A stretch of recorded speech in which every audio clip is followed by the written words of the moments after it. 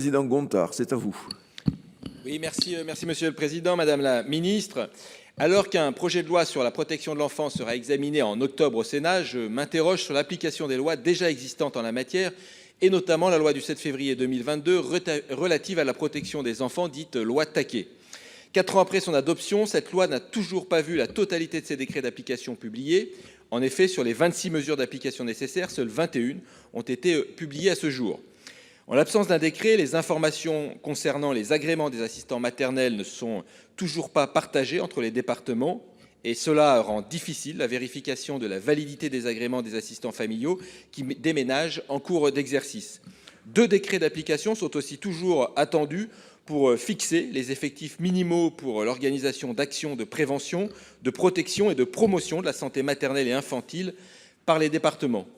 Au-delà de ces décrets, je veux également vous interroger sur les mesures que compte prendre le gouvernement pour garantir l'application uniforme et effective de cette loi sur tout le territoire national. Je pense notamment à son article 10, rendant obligatoire pour les départements la poursuite et l'accompagnement des enfants qui leur sont confiés jusqu'à leurs 21 ans. Dans les faits, cette prise en charge post-majorité prend souvent la forme de contrats jeunes majeurs. Or, d'après un rapport de l'IGAS en 2023, seuls 51% des jeunes majeurs bénéficiaient d'un contrat jeune majeur et selon les territoires, ce taux varie de 6% à plus de 90%.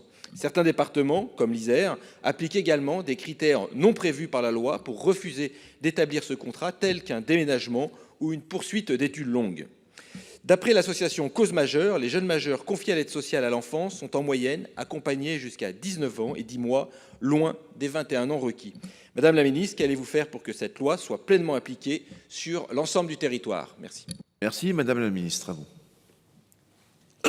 Merci Monsieur le Président. Monsieur le Sénateur, je vous prie tout d'abord d'excuser l'absence de Stéphanie Ries, ministre de la Santé, qui m'a chargé de vous transmettre les éléments de réponse suivants.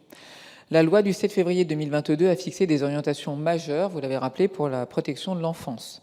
La très grande majorité de ces mesures étaient aujourd'hui entrées en vigueur avec une publication de plus de 20 décrets. Elles ont permis de renforcer la protection des enfants, de mieux sécuriser leur parcours, de revaloriser le métier d'assistant familial, de lutter contre les risques de maltraitance institutionnelle et de garantir l'accompagnement des jeunes majeurs de moins de 21 ans sous conditions. L'État accompagne les départements avec un soutien financier qui est pérenne de 50 millions d'euros par an pour l'accompagnement des jeunes majeurs et de 118 millions d'euros au titre de la contractualisation. S'agissant des textes restants à publier, 2 concernent les missions de la PMI et font l'objet d'expertises en lien avec les départements de France afin de garantir des normes à la fois ambitieuses et opérationnelles.